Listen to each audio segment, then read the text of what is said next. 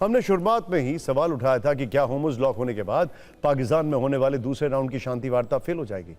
इसका जवाब भी ईरान की ओर से दे दिया गया है, लेकिन पहले यह समझिए कि CNN सूत्रों का दावा है कि ईरान और अमेरिका के बीच सोमवार को दूसरे दौर की वार्ता होनी थी, लेकिन होर्मुज़ को बंद करने के तुरंत बाद ईरान ने कहा कि वो अब अगले दौर की वार्ता में शामिल नहीं होगा। तस्नीम न्यूज़ के हवाले से कहा गया है कि तेहरान निरर्थक और थकाऊ वार्ता में अब अपना समय बर्बाद नहीं करना चाहता। ईरान ने पाकिस्तान के जरिए अमेरिका को यह संदेश भिजवा दिया कि ईरान की दलील है कि यह बातचीत अब तब तक नहीं होगी जब तक अमेरिका सभी ईरानी पोर्ट से सैन्य नाकाबंदी को नहीं हटा लेता। ईरान के सीनियर अफसर का बड़ा दावा सामने आया। उनकी ओर से आरोप लगाए गए हैं कि ट्रंप लगातार भ्रामक दावे कर रहे हैं।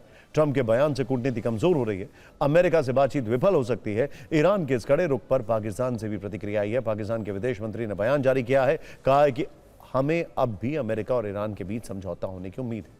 हम अमेरिका और ईरान के बीच की खाई को पाटने के लिए काम कर रहे हैं, लेकिन पाकिस्तान की कोशिशें इसलिए विफल हो सकती हैं क्योंकि आज ही ईरान के सुप्रीम लीडर मुश्तबा खमेनी की ओर से भी अमेरिका को चेतावनी दी गई। उन्होंने कहा कि ईरान की सेना दुश्मनों के लिए तैयार है, दुश्मनों को हार का स्वाद चखाएंगे, दुश्मन नई हार के लिए तैयार है। सवाल है कि ट्रंप की मंशा को लेकर कई सारी चीजें यहां पर चर्चा में है। ट्रंप आखिर चाहते क्या है? क्या वो सच में युद्ध विराम चाहते हैं या फिर युद्ध को और भड़काना चाहते हैं? क्योंकि जब ईरान से बातचीत बैकडोर चैनल से बन रही थी तो उसमें आग में घी डालने के वाले बयान देने की जरूरत नहीं थी, और ट्रंप की इसी भड़काऊ बयानबाजी से सिर्फ खाड़ी देश ही नहीं बल्कि पश्चिम एशिया के देश भी परेशान हैं।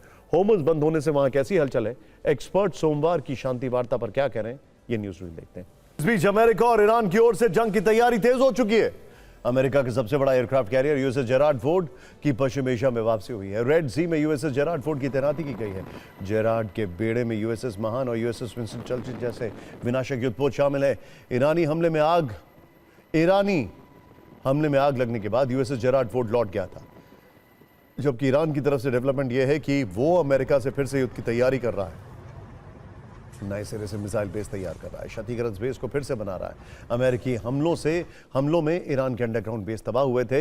ईरान इस बीच सैन्य शक्ति प्रदर्शन भी कर रहा है। वॉरेंट से लैस ईरानी ड्रोन का वीडियो जारी किया गया है। यह शाहिद 136 ड्रोन है और वीडियो में असंख्य ड्रोन नजर आ रहे हैं। जबकि ईरान में चीन के 4 कार्गो प्लेन भी उतरने की खबर है। 2 दिन के अंदर चीन के कुल 4 जहाज ईरान पहुंचे हैं। ईरान में चीन से हथियारों की सप्लाई की आशंका है। ईरान में एंट्री से पहले चीनी जहाजों ने अपने ट्रांसपॉन्डर बंद कर दिए थे। यह दावा ग्लोबल सर्विलांस की ओर से किया गया है। जो शांति वार्ता ट्रैक पर जाती दिख रही थी वो अचानक अब डीरेल होती नजर आ रही है। इसके डीरेल होने के कारण 2 हैं। पहला, होर्मुज़ स्ट्रेट, जिसके बारे में हम आपको बता चुके हैं, और दूसरा ईरान का संवर्धित यूरेनियम, जिस पर ट्रंप नजर गड़ाए बैठे हैं। इस यूरेनियम को लेकर पिछले साल अमेरिका और इजराइल ने मिलकर ईरान पर हमला किया था। 12 दिनों तक चली उस जंग में ईरान की 3 मुख्य परमाणु साइट बंकर बस्टर बम से नष्ट किया गया था। हालांकि ईरान ने पहले ही अपने यूरेनियम को सुरक्षित कर लिया था। उसके बाद मौजूद जंग में भी यही यूरेनियम हॉटकेक बना हुआ है। अमेरिका हर हाल में ईरान का यूरेनियम चाहता है और ईरान साफ कर चुका है कि कुछ भी हो जाए यूरेनियम उनके देश से बाहर नहीं जाएगा। इस यूरेनियम को लेकर दोनों देशों के बीच ताज़ा बयानबाजी पर भी एक नज़र डालना ज़रूरी है।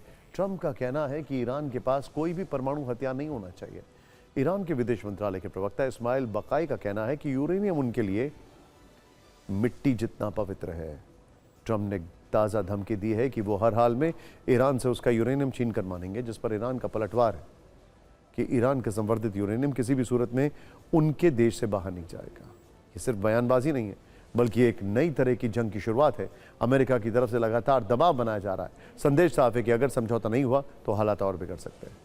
यहाँ तक कि हमले की चेतावनी भी दी जा रही है। वही ईरान का जवाब भी उतना ही सख्त है। उसका कहना है कि जब तक उस पर लगी पाबंदियां खत्म नहीं होती तब तक कोई शांति वार्ता नहीं होगी। ईरान ने यह भी संकेत दिया है कि अमेरिकी सैन्य ठिकाने उसकी पहुंच में है। सबसे बड़ी बात, ईरान अपने यूरेनियम को अपनी पहचान और अपनी संप्रभुता से जोड़कर देख रहा है, इसीलिए वो इसे किसी भी कीमत पर बाहर नहीं जाने देना चाहता।